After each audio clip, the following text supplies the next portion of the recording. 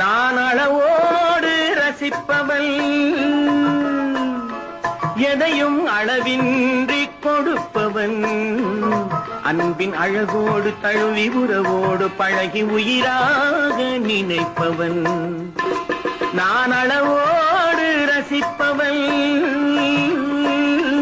எதையும் அளவின்றி கொடுப்பவன், அன்பின் அழகோடு தழுவி உறவோடு பழகி உயிராக நினைப்பவன்.